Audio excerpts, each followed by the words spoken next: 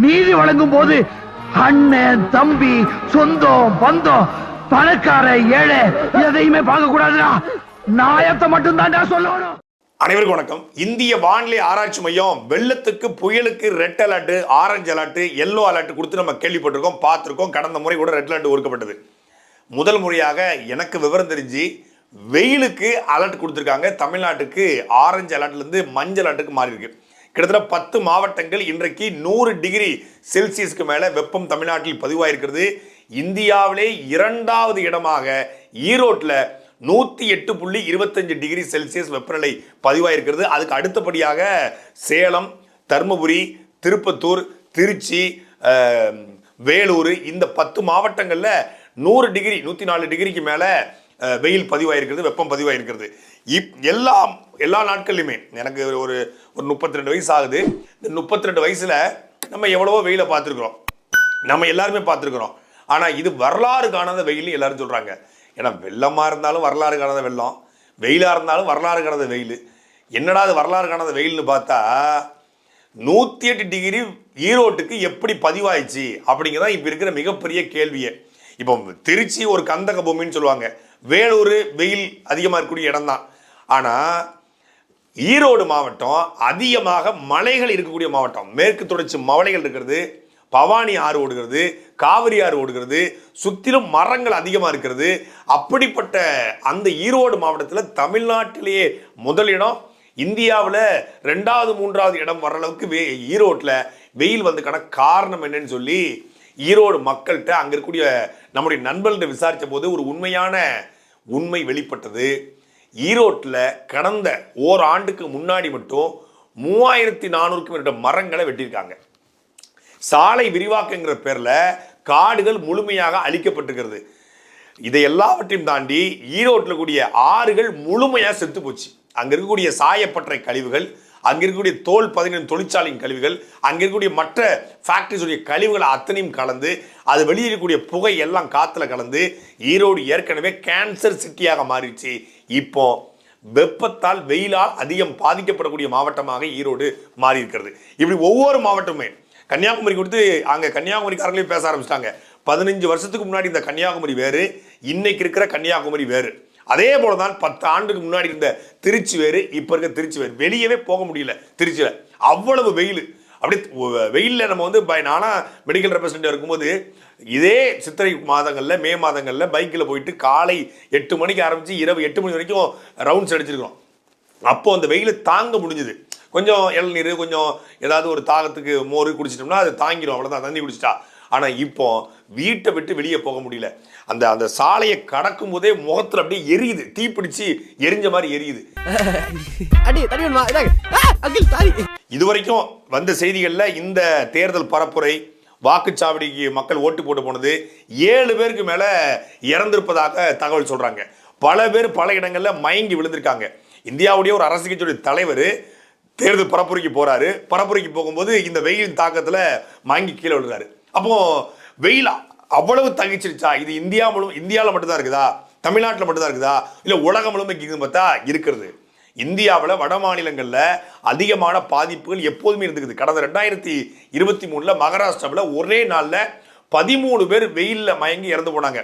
இது யாரை அதிகமாக பாதிக்குது அப்படின்னு பார்க்கும்போது 2 வயதுலேருந்து 8 வயதுடைய குழந்தைகளை அதிகமாக இந்த வெயில் பாதிக்குது, நீர்ச்சத்து குறைபாடு உள்ள குழந்தைகள். அதே போல 60 வயதுக்கு மேற்பட்ட முதியவர்களை இந்த வெயில் பாதிப்பு உள்ளாக்குறாங்க. இந்த வெயிலுடைய பாதிப்புல ஹீட் ஸ்ட்ரோக் வரும்னு சொல்றாங்க. இப்போ பொதுவாக ஸ்ட்ரோக்னா வாதம், நமக்கு பொதுவாக ஒரு அட்டாக் வரும்போது ஒரு ஸ்ட்ரோக் வரக்கான வாய்ப்பு இருக்குது. ரத்த அடைப்புல ஸ்ட்ரோக் வரும், அதுக்கப்புறம் அந்த ஹோமா ஸ்டேஜுக்கு போகும், இல்லை அட்டாக்காக மாறும், இல்லை மூளையில் அடைப்பு ஏற்படும். இந்த ஹீட் ஸ்ட்ரோக் எப்படி ஏற்படுதுன்னு சொல்றாங்கன்னா 60 வயதுக்கு மேற்பட்ட முதியவர்களை அதிகமாக இது அட்டாக் செய்கிறது. அது இல்லாமல் கொஞ்சம் நீர்ச்சத்து குறைபாடு இருக்கக்கூடியவங்களை, வெயிலில் அதிக நேரம் நிற்பவர்களை இந்த ஹீட் ஸ்ட்ரோக் வரது வாய்ப்பு இருக்குது. ஹீட் ஸ்ட்ரோக் வருது அப்படின்னு கண்டுபிடிக்கணும். இந்த வெயிலில் மயங்கி விழுந்து இறக்குறாங்கன்னு சொல்றாங்க இல்லையா, அது எல்லாமே ஹீட் ஸ்ட்ரோக் தான். ஒரு நெஞ்சு வலி போல இது வரையான ஒரு ஹீட் ஸ்ட்ரோக். இந்த ஹீட் ஸ்ட்ரோக்கோட அறிகுறி என்ன அப்படின்னா அவங்களுக்கு வேர்வையே வெளிவராது. இப்போ நீங்கள் காய்ச்சல் இருக்குது, உடல் சூடு ஒரு 103 டிகிரி 102 டிகிரிக்கு போயிடுறோம். பொதுவாக மனிதர்களுடைய உடல் தாங்கக்கூடிய வெப்பநிலை அதிகபட்சமாக 104 டிகிரி தான். அவங்களுடைய குறைந்தபட்ச வெப்பநிலை 98 டிகிரி செல்சியஸ் பேரன்ஹீட் இருக்கணும்.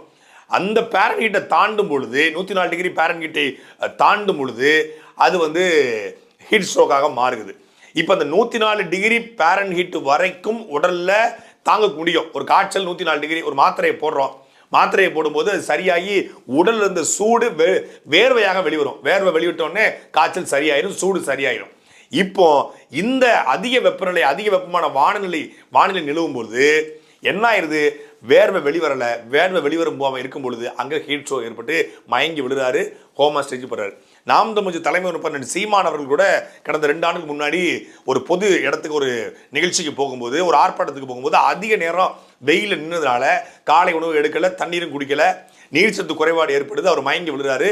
உடனடியாக அவரை வந்து கார்ல கொண்டு போய் ஏசியில வச்சு ஆம்புலன்ஸ் இருந்துச்சு, தண்ணீர் கொடுத்து அவருக்கு அடுத்தது சிகிச்சை கொடுத்தனால அவர் வந்து எந்த விதமான பிரச்சனையும் ஏற்படலை. இப்போ இந்த ஹீட் ஸ்ட்ரோக் ஏற்பட்டால் உடனடியாக செய்ய வேண்டியது அவங்களுக்கு தண்ணீர் தெளிப்பது, ஈர துண்டுகளை வந்து உடம்புல முக்கியமான இடத்துல ஒத்தி எடுக்கிறது, தலையில், காலில், கையில், உள்ளங்கையில் தேய்ச்சி எடுத்து, இல்லை பக்கத்தில் குளம் குட்டை நீர்நிலை இருந்தால் உடனே அங்கே இறங்குது. அதுக்கு இங்கே தமிழ்நாட்டில் வாய்ப்பே இல்லை. குளம் குட்டை இருக்குது, அங்கே நீர்நிலை இல்லை. நீர்நிலை இருந்த இடத்துல குளமும் இல்லை. என்னடா உஷா ஃபேன்ல வர்ற மாதிரி என்னமா காத்து வருது. தண்ணீர், இளநீர் உடனடியாக கொடுத்து அவங்களை ஆசுவாசப்படுத்தும் பொழுது அவங்க காப்பாற்றப்படுறாங்க. இல்லைன்னா மிகப்பெரிய விளைவுகளை இந்த ஹீட் ஸ்ட்ரோக் ஏற்படுத்தும் சொல்றாங்க. இதை எல்லாவற்றையும் தாண்டி இந்த வெயில் காலங்களில் நாம வெளியே போகக்கூடாது அப்படின்னு சொல்லி அரசாங்கம் வலியுறுத்துது. இன்னைக்கு தமிழ்நாடு அரசு சார்பாக 1000 இடங்கள்ல ஓரசல் இந்த டீஹைட்ரேஷன் பவுடரை வந்து கொடுப்பதற்கான டீஹைட்ரேஷன் சென்டர்ஸை உருவாக்கியிருக்காங்க. சென்னையில் மட்டுமே 73 இடங்கள்ல இந்த ஓஆர்எஸ்எல் டீஹைட்ரேஷன் பவுடர் வந்து கொடுக்குறாங்களாம். இது தண்ணியில் போட்டு கலக்கி குடிச்சோம்னா கொஞ்சம் ஒரு எனர்ஜி கிடைக்கும், நீர்ச்சத்து வந்து கொஞ்சம் கூடும். ஓஆர்எஸ்எல் பவுடர் கொடுக்குற அரசு நல்ல அரசா இல்லை, இந்த வெயிலிருந்து நம்மளை தற்காப்பதற்கு மரங்களை நட்டு நீர்நிலைகளை உருவாக்கி அதில் தண்ணீரை வைத்திருக்கிற அரசாங்கம் நல்ல அரசாங்கமா? இந்தியா முழுக்க வெயில் இருக்கு, நான் மாற்றுக்கிறது சொல்லல. இந்த வெயிலுக்கு காரணம் திமுக என்றோ இந்த வெயிலுக்கு காரணம் அதிமுக என்றோ நேரடியாக நம்ம கிளைம் பண்ண முடியாது. ஆனால் இந்த வெயிலுடைய தாக்கத்தை குறைத்திருக்க வேண்டியது இந்த ஆட்சியாளர்களுடைய கடமையாலேயோ. சூரியன்ல இருந்து வெயில் பொத்துக்கிட்டு அடிக்குது, அதுக்கு கலைஞரும் ஸ்டாலினும் எடப்பாடி பழனிசாமி என்ன செய்வாங்க? முட்டாள்தனமா பேசிக்கிட்டு இருக்க.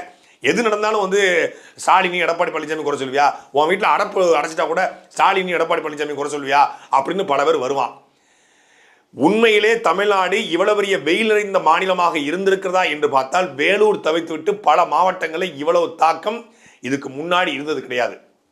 தமிழ்நாட்டில் இவ்வளவு வெயில் அதிகரித்துக்கான மிக முக்கியமான காரணங்களே காடுகள் அழிக்கப்பட்டது, நீர்நிலைகள் ஆக்கிரமிக்கப்பட்டது, மரங்கள் வெட்டி வீசப்பட்டது, கனிம வள வேட்டை, ஆற்றுமணல் கொள்ளை, 6 செத்து போனதான் மிக முக்கியமான காரணம் என்று இன்றைக்கு சூழலியல் ஆர்வலர்கள், சுற்றுச்சூழல் ஆர்வலர்கள், மிக முக்கியமாக இந்த இயற்கை குறித்து இப்போ பேசுறவங்க எல்லாருமே சொல்றாங்க. தமிழ்நாட்டு இவ்வளவு மோசமான வெள்ளம், இவ்வளவு மோசமான வெயில் ரெண்டுக்கும் காரணம் இதுவரைக்கும் ஆண்ட இந்த கேடுகட்ட கேவலப்பட்ட ஆட்சியாளர்கள் என்று சொல்வதில் எந்த மாற்று கருத்தும் யாருக்கும் இருக்க முடியாது. இப்போ சென்னை வெள்ளத்துல படகு விடுவது, வெள்ளத்தில் மக்கள் செத்த பிறகு தவிச்சுக்கிட்டு இருக்கும்போது படகு விடுற அரசாங்கம் நல்ல அரசாங்கமா? இல்லை நீர்நிலைகளை சரி செய்து மழைநீர் வடிகால் வாய்க்கால்களை, கழிவுநீர் வாய்க்கால்களை வைத்திருக்க அரசாங்கம் நல்ல அரசாங்கமா? நீங்க வெயில் வந்த பிறகு தர்பூசணி, ஸ்ட்ராபெரி, இளநீர், வெள்ளரிக்காய் இப்படி கொடுக்குற அரசாங்கம் நல்ல அரசாங்கமா?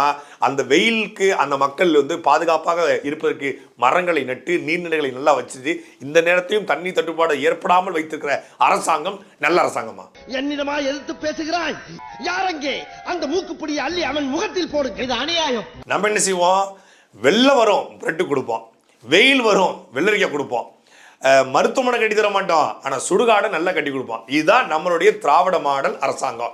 நீ மருத்துவமனை நல்லா வச்சிருந்தா அவன் ட்ரீட்மெண்ட் எடுத்து வீட்டுக்கு வந்துடுவான். நீ மருத்துவமனை கேவலம் வச்சிருது. ஆனால் 100 கோடியில் பிரம்மாண்டமாக ஒரே நேரத்தில் 1000 பேரை ஒரு செகண்டில் இருக்கக்கூடிய மின் தகன மையத்தை நாங்கள் உருவாக்கிட்டோம். எப்படி அருமையான ஆட்சி! மின்சார சுடுகாடு. அட பைத்தியமே, மின்சார சுடுகாடு தேவையா, நல்ல மருத்துவமனை தேவையா? வெயிலுக்கு வெள்ளரிக்காவும் வெண்டைக்காவும் தேவையா, இல்ல வந்து மரங்கள் தேவையா? ஒவ்வொரு முறையும் கலைஞர் கருணாநிதி பிறந்த நாளுக்கு 63 லட்சம் மரக்கன்று நட்டதா சொல்றாங்க. அம்மையார் ஜெயலலிதாவுடைய பிறந்த நாளுக்கு 63 லட்சம் 70 லட்சம் மரக்கன்று நட்டதா சொல்றாங்க. அந்த மரக்கன்று எங்கப்பா? இதுல 10 கோடி மரங்கள் நடுறேன், Cauvery calling, rally for rivers அப்படின்னு சொல்லி நம்ம ஜக்கி மொத்தமா நக்கிக்கிட்டு போனார் 10,000 கோடியை. அவரு நடன்னு சொல்லி காவிரி கரையோரம் முழுக்க நட போறனாரு. எங்க தெரியல. தமிழ்நாட்டில் தனி மனிதனாக ஒரு காமெடி நடிகராக இருந்து 33 லட்சம் மரங்களை நட்ட ஒரே ஒரு ஆளு மரியாதைக்குரிய விவேக் அவர்கள் தான். அவர் விட்டுட்டு போன பணியை கூட, அவர் இறந்து 2 ஆண்டுகள் ஆகுறது, அவர் விட்டுட்டு போன பணியை கூட இந்த அரசாங்கமோ தனியாரோ தொடரலை. அவருடைய மனைவி அந்த கலாம் இயக்கம் அவங்க செய்கிறாங்க. ஆனால் முடியல, அவங்களால அந்த அளவுக்கு செய்ய முடியல.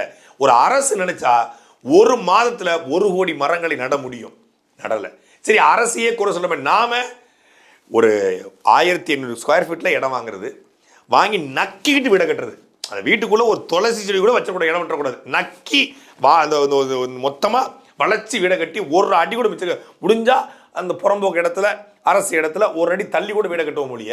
வீட்டுக்குள்ள சென்னையில பாக்குறோம், ஒரு இடத்துல ஒரு மரம் கூட நடுவதற்கு கூட இடம் இல்லாம வளர்ச்சி வீட கட்டி car parking, cycle parking, 2 wheeler parking, அதுக்கு வெளியே ஊஞ்சல் போடுறதுக்கு எல்லாத்தையும் இடம் வச்சிருப்பான். ஆனா ஒரு மரத்தை நட மாட்டான். ஒரு மரத்தை நடலைன்னா அப்புறம் வெயில் அடிக்கத்தான் செய்யும். வெயிலுக்கு வந்து காற்று வர மாட்டேங்குது. காத்தாடியா போட்டால் சூடு தான் வருது. ஃபேன்லேருந்து காற்று வரல, ஃபேன்லேருந்து மயிரா வரும். நீ மரம் நடலைன்னா இந்த அருக்கு பக்கத்து ஊரு 1.5 கிலோமீட்டர் மழை அப்படி பெய்யுது. இந்த ஊரை தான் அப்படி அநியாய வெயில். நகரங்கள்ல நெருக்கடி இருக்கிறது, வீடுகள் அதிகமா இருக்கிறது, அங்க நீர்நிலைகள் ஆக்கிரமிப்பு இருக்கிறது, ஏரி குளங்கள் ஆக்கிரமிக்கப்படுகிறது, அங்க வெயில் அதிகமா இருக்கிற பரவாயில்ல.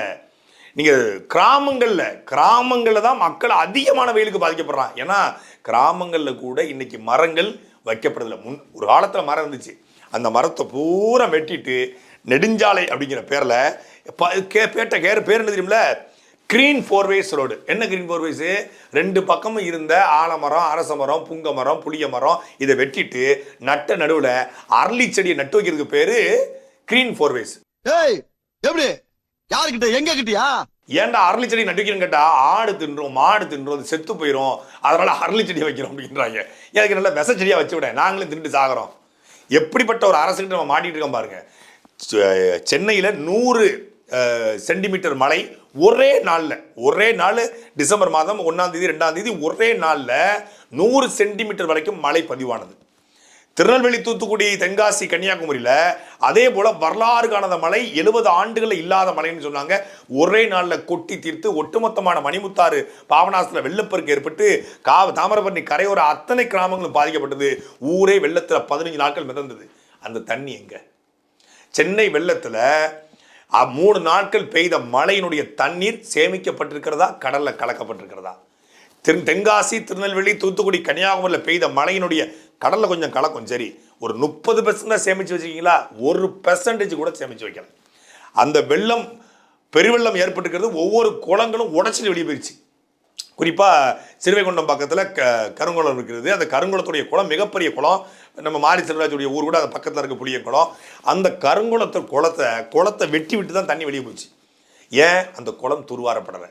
அந்த குளம் மட்டும் இல்ல, தமிழ்நாடு முழுமைக்கு 33,000 நீர்நிலைகள், 33,000 நீர்நிலைகளும் தூர்வாரப்படல. ஒருவேளை அது தூர்வாரப்பட்டிருந்தா, இந்த குடி பராமரிப்பு பணிகள்லாம் சொல்றாங்க இல்லையா, 100 நாள் வேலை திட்டம், இதன் மூலமாக துரிதப்படுத்தப்பட்டு ஒரு 6 மாசம் ப்ராஜெக்டை போட்டு அந்த ஏரி, குளம், கண்மாய், கரணை, தாங்கல், ஏந்தல் எல்லாம் தூர்வாரப்பட்டிருந்தா, நீர்வழி தடங்கள் சீரமைக்கப்பட்டிருந்தா, இந்த கருவேல மரங்கள் ஒழிக்கப்பட்டிருந்தா, அந்த நீர்நிலையை சுத்தி மரங்கள் வைக்கப்பட்டிருந்தா இவ்வளவு வெயில் இருக்குமா?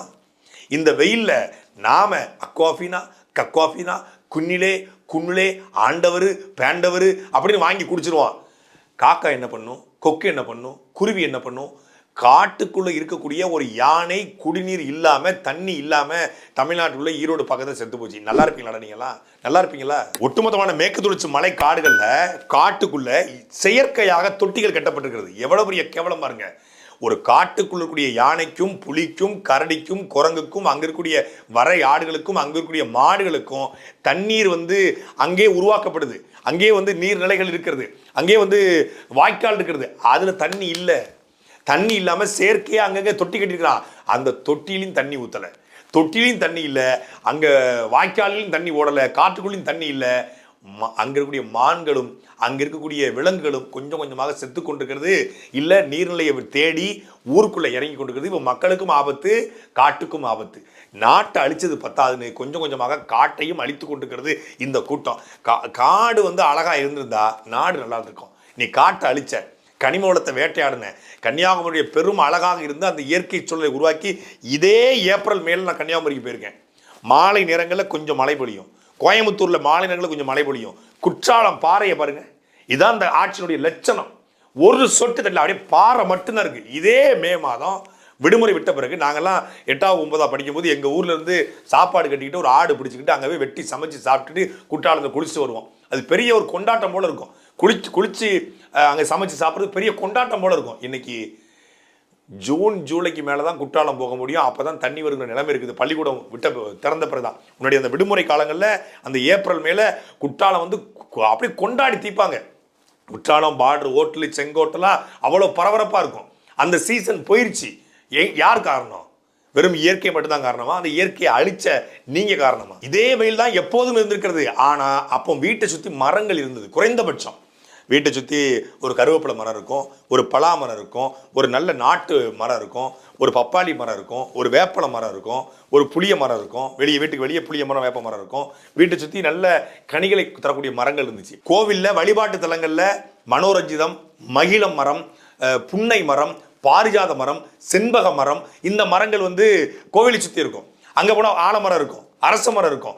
நீர்நிலைகளை சுற்றி அரச மரங்கள், அதே போல வந்து புளிய மரங்கள், அதே போல வந்து பூவரசு மரங்கள், இது நீர்நிலை சுற்றி இருந்துச்சு. பனை மரங்கள் இருந்துச்சு. அது இருந்ததுனால நீர்நிலைகளும் காப்பாற்றப்பட்டுச்சு, அந்த ஊரும் காப்பாற்றப்பட்டுச்சு, மழைபொழிவும் ஏற்பட்டது, வெயிலுடைய தாக்கமும் குறைந்தது.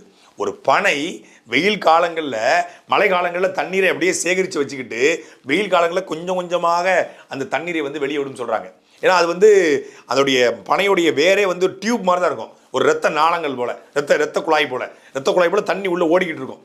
அந்த பனைகளை அப்படி வெட்டி கொடுத்தா தண்ணி உள்ளேருந்து வெளியே வரும். அந்த பனைமரத்தை பூரா வெட்டி வீசினான். பனைமரத்தை பூரா வெட்டி செங்கல் சூளைகளுக்கு வெட்டி கொடுத்தான். பனை பூரா அழிஞ்சுது. சுதந்திர இந்தியாவுக்கு முன்னாடி 1930 ஒட்டுமொத்தமான இந்தியா முழுக்க 30 கோடி பனைகள் இருந்திருக்கிறது. ஆனால் இன்னைக்கு மொத்தமாகவே 10 கோடி பனை தான் இந்தியா முழுக்க. அதில் அதிகமாக தமிழ்நாட்டில் 4.5 கோடி பனைகள் இருக்கிறதாக சொல்கிறாங்க. ஒரு 10 வருஷம் முன்னாடி உள்ள ஆய்வு. இப்போ எவ்வளோ இருக்குன்னு தெரியல. 10 கோடி பனை திட்டம் என்று நாம் தமிழர் கட்சி ஒரு திட்டத்தை போட்டு பல இடங்களில் நீர்நிலையை சுற்றி பனை விதைகளை உருவாக்குனாங்க. ஆனால் ஒரு அரசு செய்யணும். ஒரு அரசு நினைச்சா ஒரு நாளில் ஒரு பெரிய ஒரு இயக்கத்தை உருவாக்கி காவல்துறை 1,20,000 காவல்துறை இருக்காங்க. எல்லாருமே டியூட்டியில் இருக்காங்க. எல்லா நாளுமே டியூட்டியில் இருக்காங்க. துப்புரவு பணியாளர் இருக்காங்க, தூய்மை பொறியாளர் இருக்காங்க, அதே போல் வந்து 100 நாள் வேலை திட்டத்தில் செல்லக்கூடியவங்க இருக்காங்க. இவங்க எல்லாத்தையும் பயன்படுத்தி ஒரு இயக்கம் போல உருவாக்கி 6 மாதத்தில் தமிழ்நாட்டையே ஒரு சோலை போல மாற்றலாம்.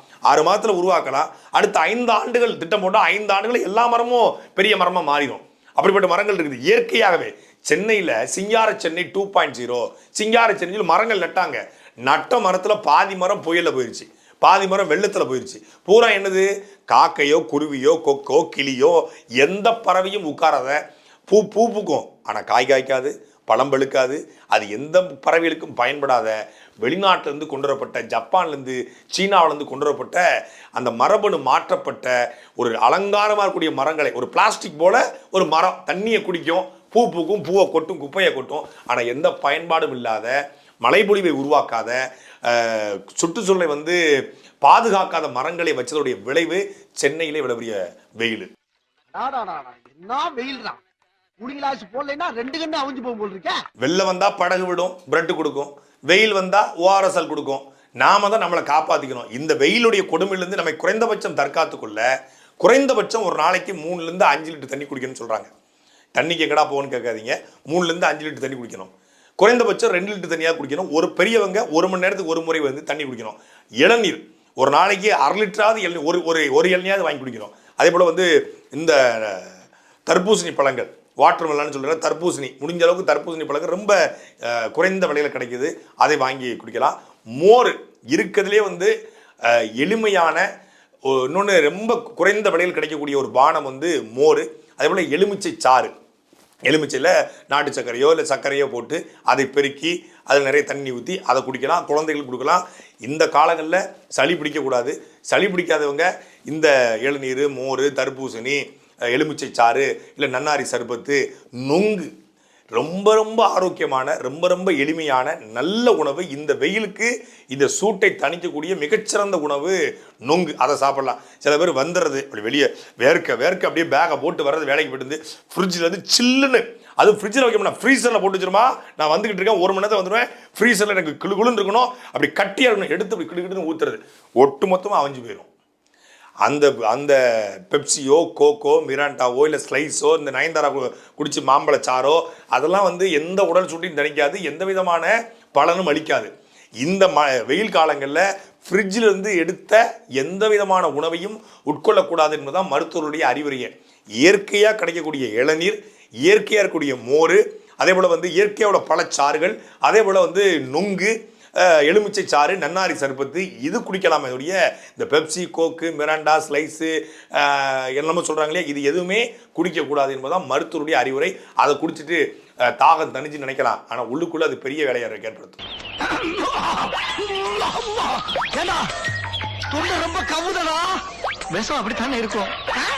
உண்மையிலே இந்த நிலை இப்படியே நீடித்தால், இந்த அரசாங்கமும் இந்த ஆட்சியாளர்களும் இந்த சூழலிகளும் அப்படியே நீடித்தால், இன்னும் ஒரு 10 வருஷம் கழிச்சு இந்த நிலத்துல நம்ம வாழ முடியுமா?